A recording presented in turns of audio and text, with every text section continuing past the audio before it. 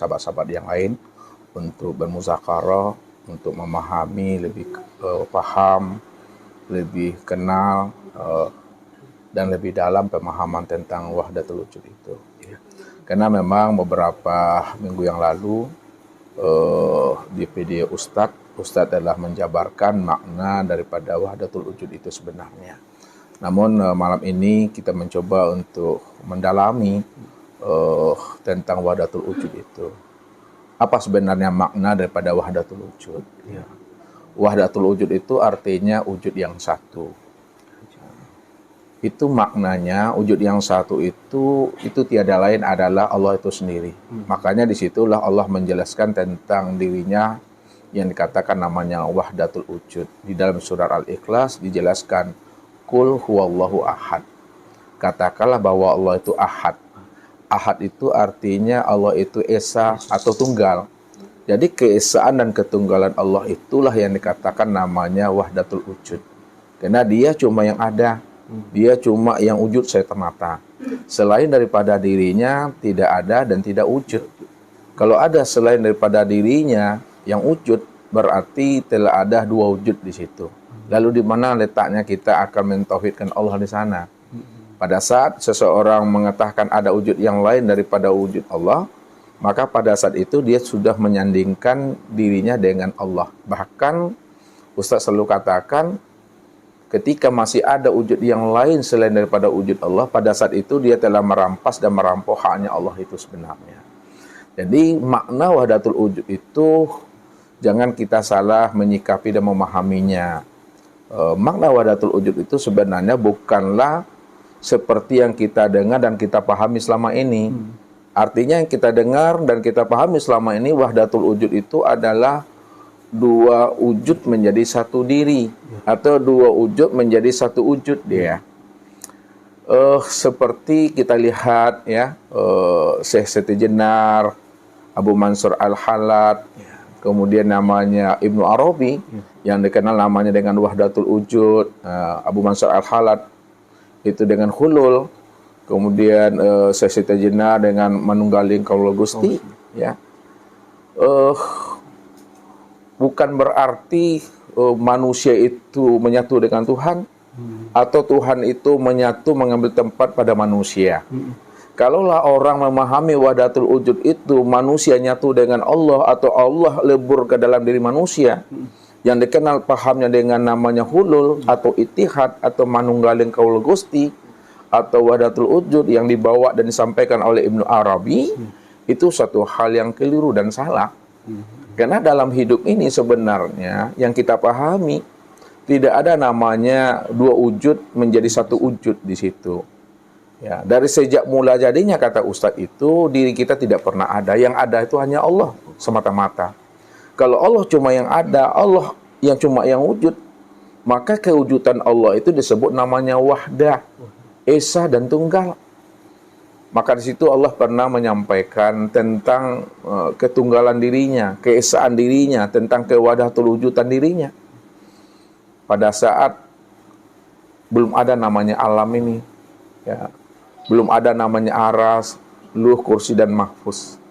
Jangankan aras, luh, kursi dan mahfuz, yang namanya surga neraka juga belum ada. Jangankan namanya neraka, nur juga belum ada. Jangankan namanya nur, Tuhan yang bernama Allah itu juga belum ada. Maka yang ada itu adalah yang maha ada. Yang maha ada itu aku. Bahkan kata-kata yang maha ada dan kata-kata aku juga nggak pernah ada sebenarnya. Memang nggak pernah bisa diingat, nggak bisa diceritakan, nggak bisa dianalisa. Karena sesuatu hal yang kosong, sesuatu hal yang hampa. Baru kita bisa sebut, baru kita bisa ceritakan sesuatu apabila masa telah ada. Masa, waktu ada, itu karena telah ada namanya alam. Alam itu ada karena sudah ada namanya nur tadi. Maka inilah sebenarnya yang diungkapkan oleh Allah dalam surah Al-Insan itu. Hal ata alal insan hinu minad dahri lam yakun syai'an mazkura. Telah datang kepada manusia satu masa dari waktu yang tidak pernah bisa disebut. Nah, kenapa tidak pernah bisa disebut, diceritakan, dan dipahami? Karena memang Alam nggak ada, masa nggak ada, waktu nggak ada, peristiwa nggak ada. Ya, dirinya saja belum disebut siapa dirinya yang sebenarnya. Suatu hal yang kosong dan suatu hal yang hampa sebenarnya. Nah, disitulah kita mesti memahami bahwa ketika dirinya cuma yang ada, walaupun kata-kata dirinya cuma yang ada juga belum ada, namun kenapa kita bisa sampaikan? Ketika kita sampaikan, sebenarnya Allah ingin menceritakan tentang rahasia dirinya sebenarnya. Ketika Allah menceritakan rahasia dirinya, di situ letaknya Allah itu bersifat. Sifat itu artinya untuk menjelaskan tentang rahasia dirinya. Sesungguhnya, walaupun Allah itu sifat, namun sebenarnya Allah itu tiada bersifat. Kata-kata sifat itu untuk membukakan tabir rahasia dirinya supaya bisa dijelaskan dan diterangkan. Jadi kata Allah apa? Kuntu kanzan mahfiyan wa ahbabtu an u'rafa wa khalaqtul khalqa liya'rifani. Aku ini adalah perbendaharaan yang tersembunyi, kata Allah. Ya. Wa ahbabtu an u'rafa. Karena aku adalah perbendaharaan yang tersembunyi. Aku ingin dikenal. Siapa diri aku sebenarnya? Kalau bahasanya, kalau aku ini Tuhan, siapa yang akan menjadi hamba? Kalau aku hamba, siapa sebenarnya yang Tuhan? Makanya aku ingin mengenal diriku. Ketika aku ingin mengenal diriku, wa khalaqtul khalqa liya'rifani, maka aku tajalikan diriku dari diriku sendiri. Tajali diriku itu adalah berupa nur. An-Nur itulah yang namanya Muhammad. Ketika aku mentajalikan diriku dari diriku sendiri yang bernama Muhammad, supaya Muhammad itu mengenal akan aku sebenarnya, bahwa akulah sebenarnya yang wujud pada dirinya. Maka sejak mula jadinya sebenarnya, Muhammad dengan Allah itu tunggal. Muhammad dengan Allah itu esa. Kenapa Muhammad dengan Allah itu esa dan tunggal? Wahdatul wujud. Karena Muhammad itu tiada lain kenyataan diri Allah. Atau tajalli diri Allah. Allah ingin melihat dirinya di luar dirinya. Ketika Allah ingin melihat dirinya di luar dirinya, yang di luar dirinya itulah disebut namanya dengan Muhammad. Siapa sebenarnya Muhammad itu? Kalau memang Muhammad dengan Allah itu esa. Muhammad itu adalah rahasiaku, kata Allah. Wasiri sifati wasifatil ghairi. Kalaulah Muhammad itu adalah rahasiaku, rahasiaku itu sebenarnya itu adalah sifatku. Sifatku itulah sebenarnya tiada lain adalah diriku juga, atau Tuhan. Jadi Muhammad itu tempat memandang nyatanya akan diri aku. Muhammad itu adalah kezahiran diri aku. Kalaulah Muhammad itu adalah kezahiran diri aku, tempat memandang tajalli aku, dan Muhammad itu sebenarnya adalah aku juga. Disitulah Muhammad itu sejak mula jadinya, sejak mula adanya, betul-betul dia itu tunggal dan esa. Bukan ada dua wujud lalu lebur menjadi satu wujud. Kalau pandangan zohir, memang ada dua nama. Ada namanya dua wujud. Karena ada Muhammad, ada Allah. Ada diri, ada Allah. Tapi hakikatnya Muhammad dan diri itu sebenarnya tiada lain adalah tempat memandang nyatanya diri Allah. Karena Allah cuma yang ada. Sebab kalau tidak ada Muhammad, maka Allah pun tidak bisa dikenal. Allah pun takkan pernah bisa diceritakan. Makanya dikatakan dalam pemahaman kiasnya, ya, nyatanya Allah itu karena Muhammad, zahirnya Muhammad itu karena Allah. Nyatanya zat itu karena sifat, zahirnya sifat itu karena zat. Makanya Muhammad itu tiada lain adalah diri Allah itu juga sebenarnya. Disinilah orang kadangkala memahami wahdatul wujud itu pada saat dia lupa dengan rahasia dirinya siapa, ya, adalah insan. Maka disitulah dia mengatakan bahwa insan itu lebur kepada Tuhannya. Sebenarnya Insan itu bukan diri kita. Insan itu adalah Muhammad. Dan Muhammad itu sebenarnya adalah wujud diri Allah. Disitulah letaknya bahwa sejak mula jadinya yang ada itu hanya Allah, yang tunggal itu hanya Allah, yang esa itu hanya Allah. Disinilah banyak manusia itu selalu tertipu dengan bentuk dan rupa sebenarnya. Ya, itu maknanya sebenarnya. Karena dia lupa memandang hakikat di balik bentuk dan rupa itu. Makanya Allah pernah mengajarkan kepada kita, ya, supaya kita ini berpikir. Kulin zuru maza pisamawati wal ar, kata Allah. Perhatikanlah olehmu, lihat olehmu apa yang tersembunyi di balik langit dan bumi. Jadi Allah tidak pernah mengajarkan kita lihat olehmu langit, lihat olehmu bumi. Siapa langit dan bumi itu? Tapi Allah suruh kita ini memandang secara hakikat. Mempertajam pandangan batin kita itu, siapa di balik langit, siapa di balik bumi. Di balik langit dan bumi itu tiada lain adalah aku. Kalaulah di balik langit dan bumi itu adalah aku, lalu siapa langit dan bumi itu? Langit dan bumi itulah yang dikatakan tajalinya Allah yang bernama Muhammad. Jadi Muhammad itu berbeda dengan Nabi Muhammad Sallallahu Alaihi Wasallam. Jadi yang kita ceritakan sebenarnya bukan Nabi Muhammad. Muhammad itu adalah tajali nur Tuhan. Nah, jadi ketika Allah tadi itu tidak bisa dikenal, tidak bisa disebut dirinya, lalu dia bertajali supaya dirinya dikenal dan disebut. Tajalinya Tuhan itu disebut namanya dengan nur. Ketika tajali Tuhan itu yang disebut namanya nur, nyata dia menjadi sekalian langit dan bumi, menjadi sekalian makhluk, sempurnalah. Sekalian langit dan bumi, alam dan makhluk itu sempurna pada diri insan. Maka itu yang disebut namanya Muhammad. Maka secara makna zahirnya yang Muhammad itu adalah sekalian langit ini dan sekalian bumi. Artinya apa? Segala yang wujud itu adalah Muhammad, dan kesempurnaan memandang Muhammad dari segala yang wujud pada langit dan bumi itulah yang dikatakan namanya insan. Jadi insan itu sebenarnya Muhammad. Muhammad itu tiada lain adalah tajali diriku. Ku itu maksudnya Allah.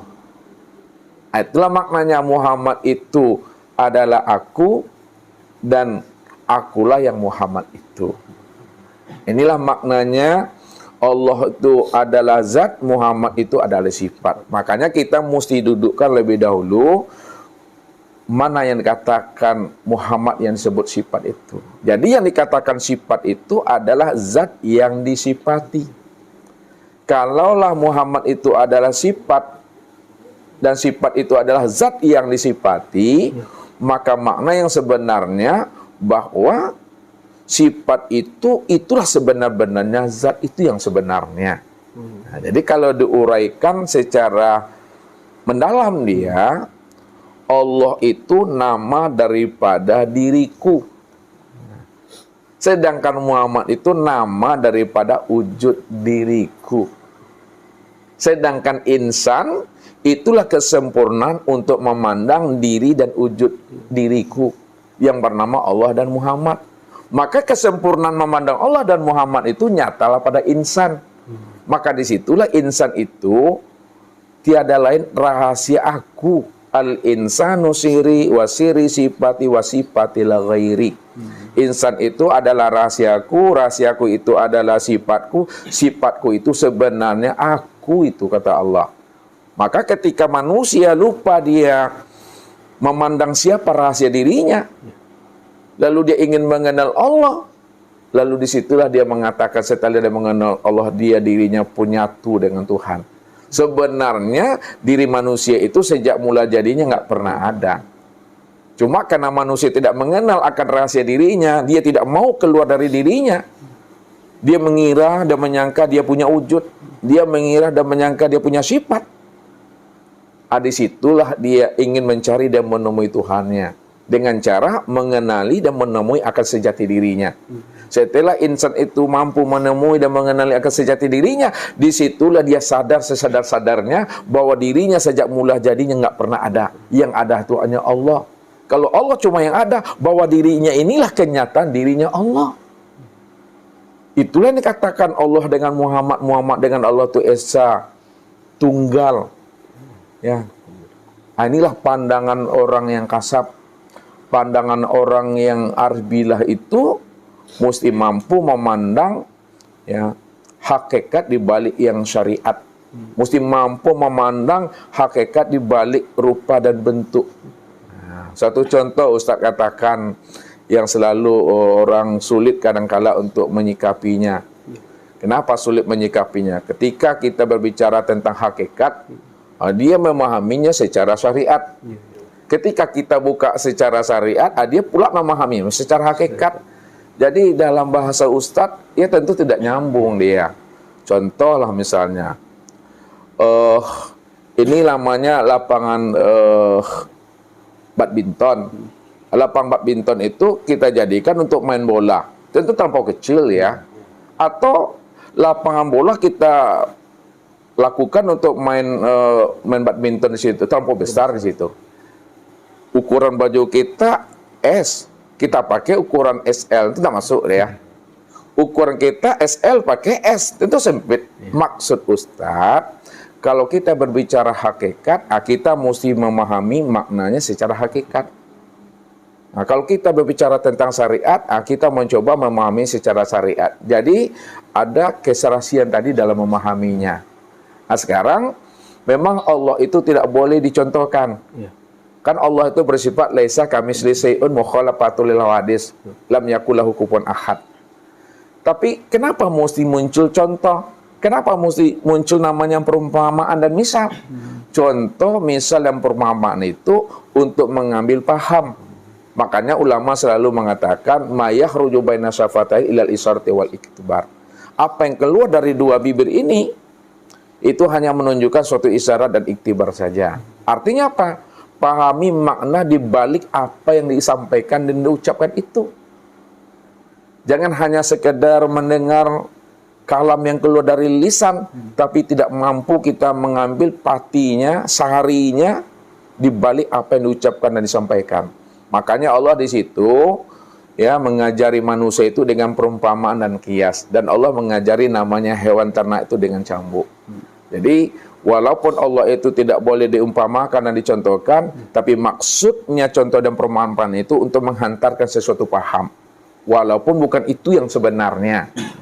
Ya, jadi kata-kata itu hanyalah untuk menghantarkan kita kepada makna yang dituju di balik apa yang kita pahami itu. Nah, contoh maksudnya kata Ustaz, ini gelas, kemudian ini anggaplah piring namanya. Ustaz tidak tahu apa namanya ini, ada namanya nih, anggaplah piring.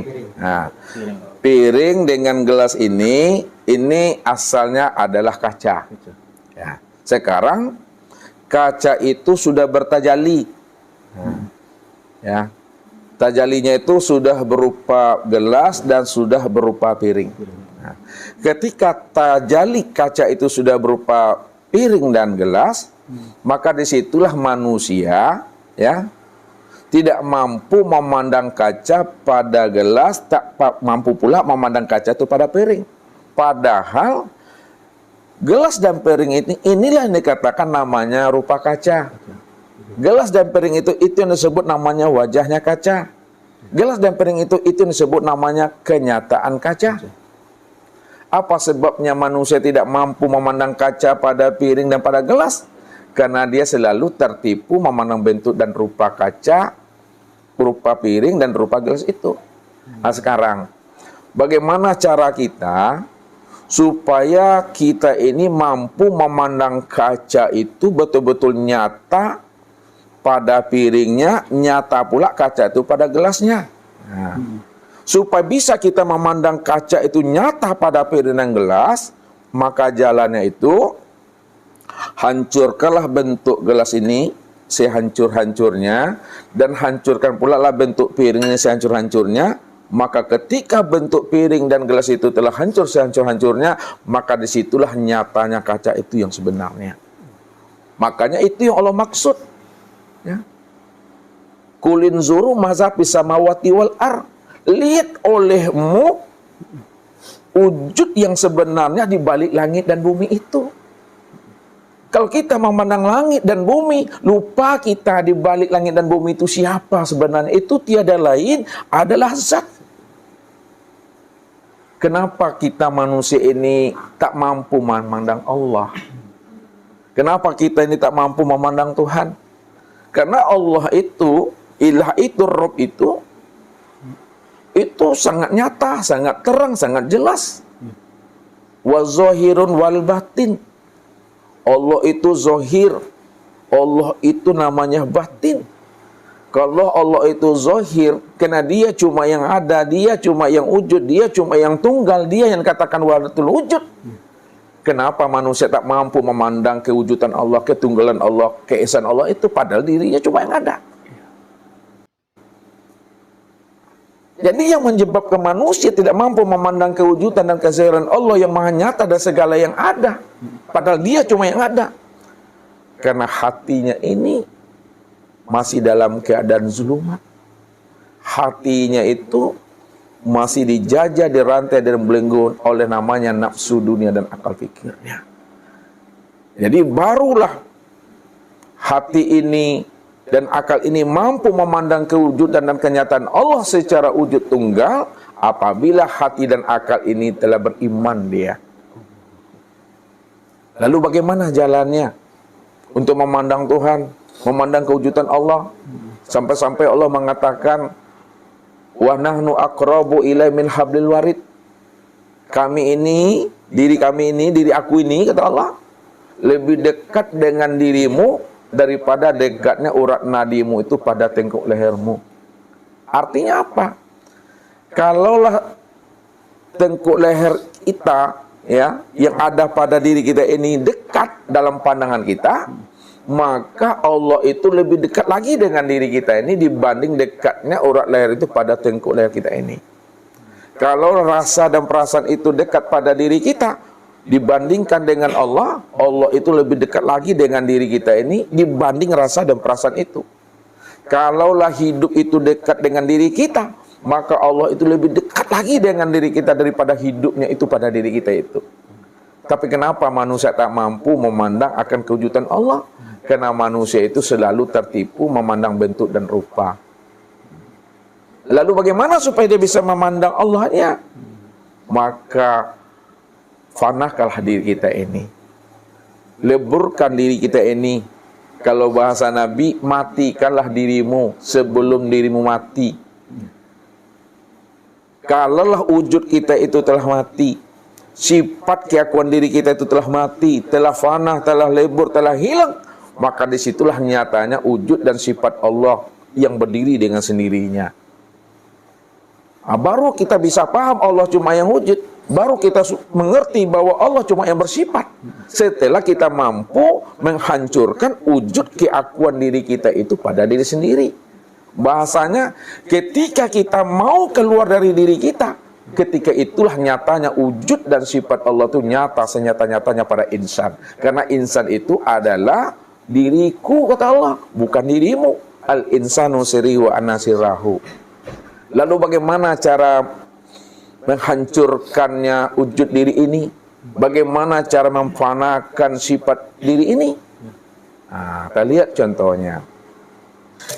Kita lupa memandang, ya, menilik akan kewujudan Allah pada diri, karena kita tidak mampu menghapuskan diri. Kalau pada manusia menghapuskannya, memfanakannya. Kalau pada gelas ini dihancurkan namanya. Ya. Nah. Pertama tubuh, hati, ruh, sir. Nah, nanti ya. Ketika kita memandang, ya, tubuh, ya, berbuat, bergerak, ya, melangkah, melihat, mendengar, berkata dan sebagainya. Jadi dalam pandangan mata basariah kita, mata zuhir kita, nampaklah tubuh ini yang berbuat sebenarnya. secara pandang basariah. Pandang basariah itu pandangan mata zohir, mata luar namanya. Nampak ini yang berbuat, yang melangkah, yang berjalan, yang mengambil, ya kan? Namun dipandang dengan pandangan bata basiro, pandangan mata hati, sebenarnya yang berbuat itu bukanlah tubuh ini. Yang berbuat itu sebenarnya secara nyata itu adalah hati. Ini yang dikatakan, yang zahir ini menunjukkan yang batin. Jadi hati inilah sebenarnya nyata-nyata yang berbuat. Kita mau kemana, mau ke pasar, mau ke masjid, mau ke rumah kita, ini sebenarnya nih yang memerintahnya. Inilah perbuatan yang nyata nih sebenarnya. Jadi pandangan zahir nampak tubuh, pandangan batin nampaklah hati yang nyata-nyatanya berbuat. Ini yang pertama. Berarti dah fana nih. Pandang fana itu pandang di balik perbuatan tubuh itu. Nah, nih hati. Setelah nyata hati berbuat dalam pandangan zahir kita, lalu pandang pula lagi pandangan dengan pandangan hati kita, pandangan batin. Apa yang diperbuat oleh hati, apa yang dikehendak oleh hati, itu sebenarnya nyatanya perbuatan atau kehendak ruh sebenarnya. Kalau tidak ada kehendak ruh, tak ada keinginan ruh, maka tak nyatalah pada hati. Tak memberi gambaran dia, tak memberi cerminan dia, tidak memberi bias dia kepada hati. Jadi apa yang diperbuat oleh hati, itu nyatanya perbuatan ruh itu sebenarnya. Tilik lagi ke dalam. Apa yang diperbuat oleh ruh, sebenarnya itu nyatanya perbuatan sir, rahasia. Maka rahasia inilah sebenarnya yang berbuat pada ruh itu, bukan ruh. Karena di balik ruh itu ada sir namanya rahasia. Kita tilik lagi dengan hakikat mata hati namanya. Ya. Ditilik dengan pandangan hakikat mata hati, apa yang diperbuat sir itu sebenarnya nyatanya perbuatan zat yang bernama Allah itu. Karena inilah yang dikatakan namanya wujud yang tunggal. Ini yang dikatakan namanya wujud yang esa. Ini yang disebut namanya wahdatul wujud. Ini dia yang berdiri dengan sendirinya.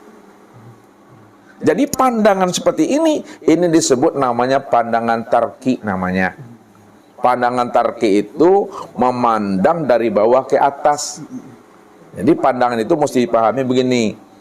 Ada kita tuh melihat dengan ro'ah. Ada melihat dengan nazar. Ada melihat namanya dengan basir, ada melihat namanya dengan absor. Nah, apa bedanya? Melihat dengan ro'a itu dengan mata zahir, nampaklah tubuh ini yang berbuatnya. Dilihat dengan pandangan nazar, melihatnya dengan hati, maka nampaklah ini hati ini yang berbuat rohani ini.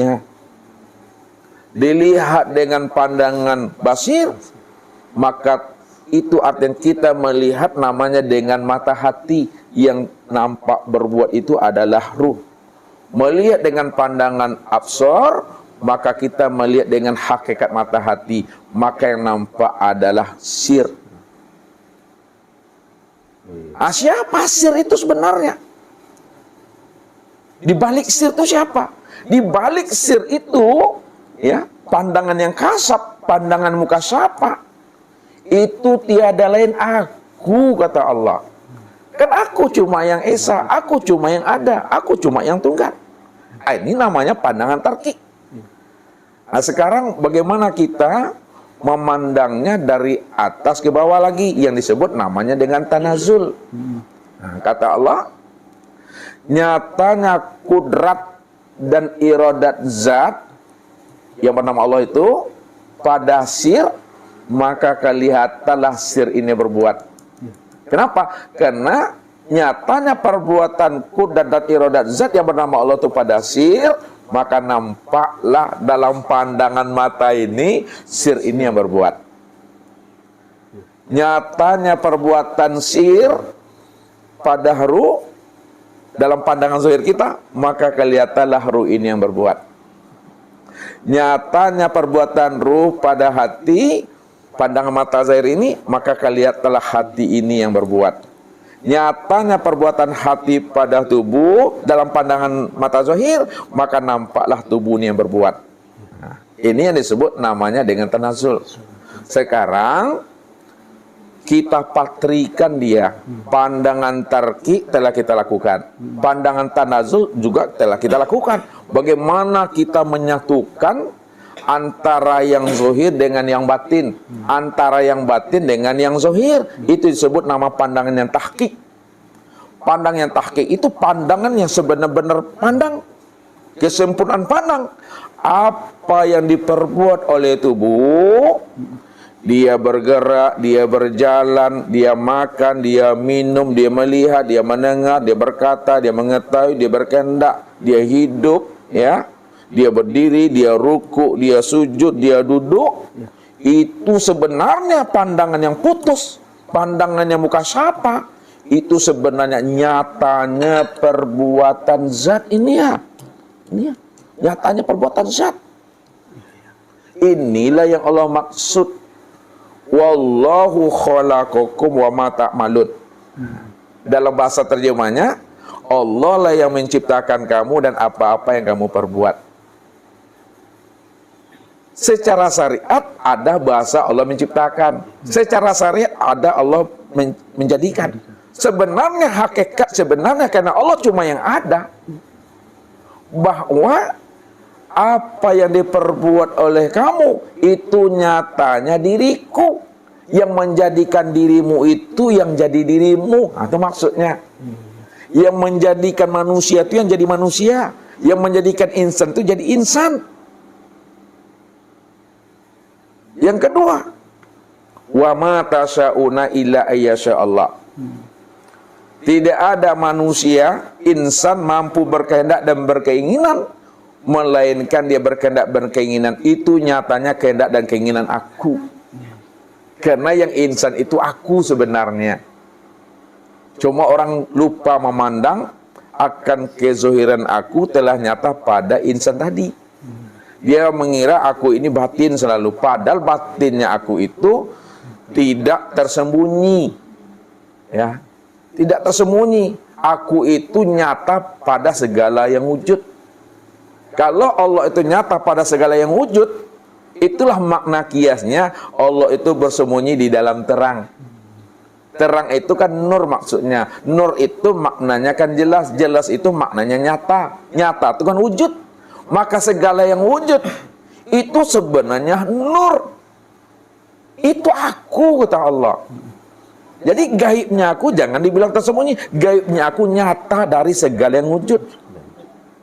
Jadi orang yang telah kasab, nah ini orang yang telah mukasyafah, dia tidak akan tertipu melihat penyamaran akan tajalli aku dalam bentuk rupa yang lain. Kenapa? Dia tidak akan pernah tertipu dalam bentuk penyamaran diri aku dalam bentuk rupa yang lain. Karena dia paham dan mengerti bentuk rupa yang lain itu juga nyatanya rupanya diri Allah di situ. Itu yang bernama Muhammad tadi. Itu maksudnya. Jadi Allah itu cuma bercermin. Cermin itu untuk melihat akan dirinya. Sama kita contoh lagi. Pak Daniel mau pangkas rambut. Pergilah tempat pangkas rambut. Pak Daniel tegak di tengah. Di depannya ada cermin, di belakang ada cermin, di kanan ada cermin, di kiri ada cermin. Ketika Pak Daniel duduk di tengah, lalu siapa yang ada di depan, yang di belakang, di kanan itu, diri siapa yang nampak tuh? Diri Daniel. Diri Daniel. Ketika Daniel senyum di cermin itu, ya, maka nampaklah senyumnya di situ. Ketika Daniel angkat tangan, nampaklah angkat tangan itu di cermin itu.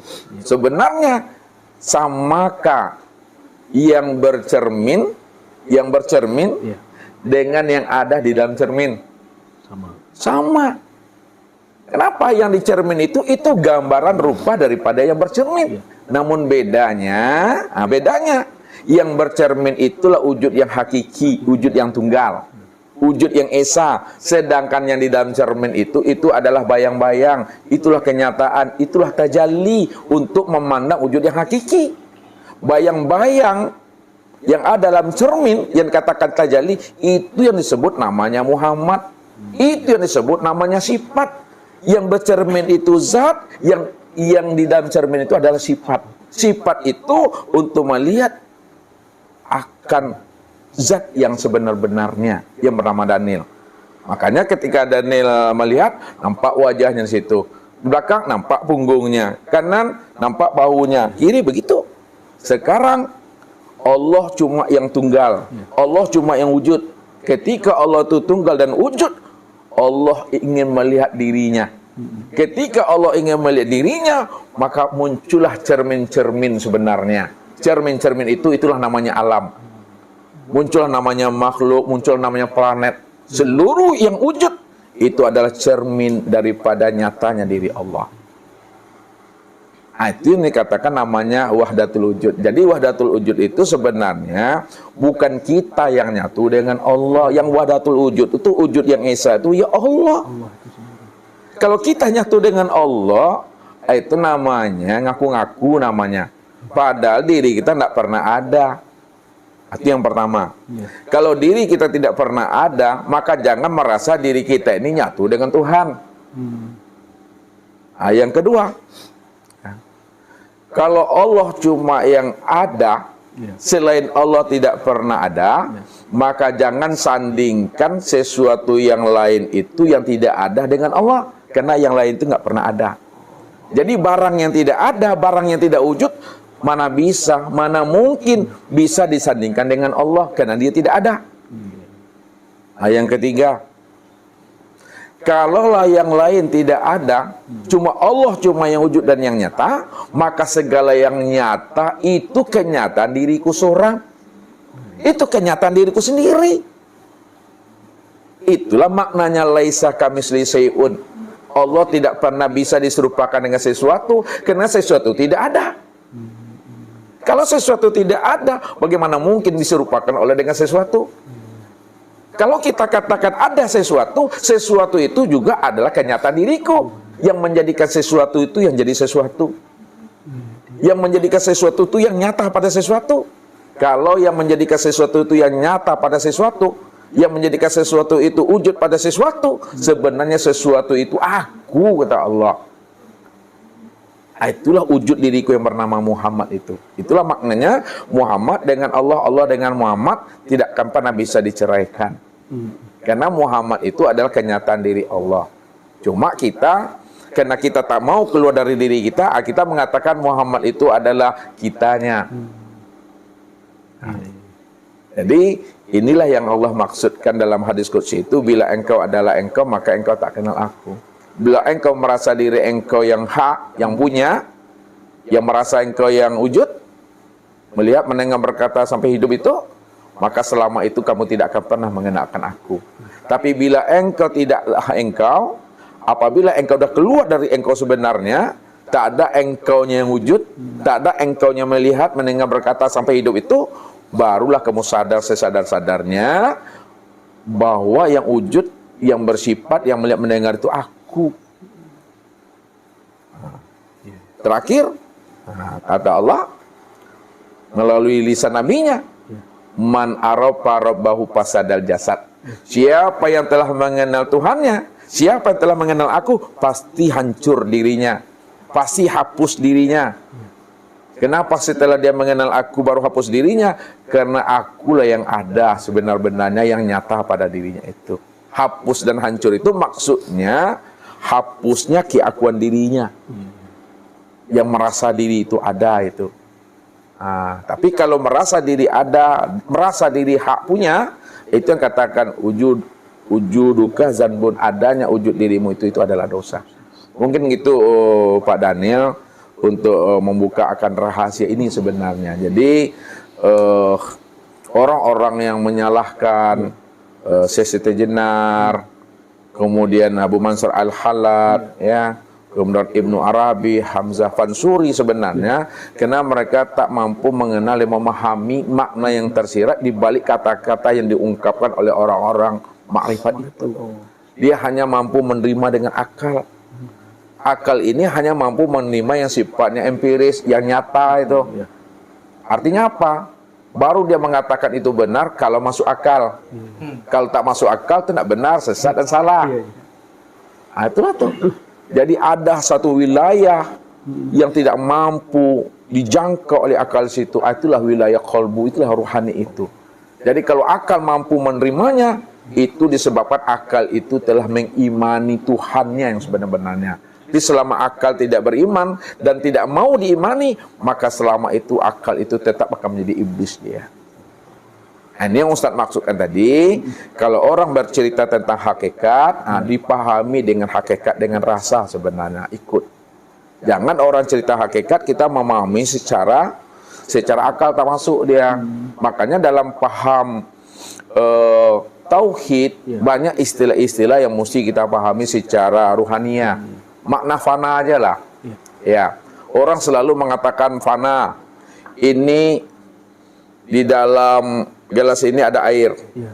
Kemudian ini ada es. Nah, dia mengira begitu. Ini es, ini ada air di dalam gelas ini. Lalu batu es ini dimasukkan ke dalam gelas yang berisi air. Dibiarkan dia 1 jam. Akhirnya es itu larut dalam air. Mana yang air, mana yang es. Kan tak tahu lagi. Dia memandang antara dirinya dengan Allah itu dua gitu. Dua wujud yang berbeda. Padahal dua wujud itu maknanya satu. Ini yang Muhammad yang disebut sifat, ini yang Allah yang disebut zat. Namun Muhammad dan Allah itu bukan seperti ini dia. Ini menggambarkan bahwa hakikat sifat itu sebenarnya adalah zat.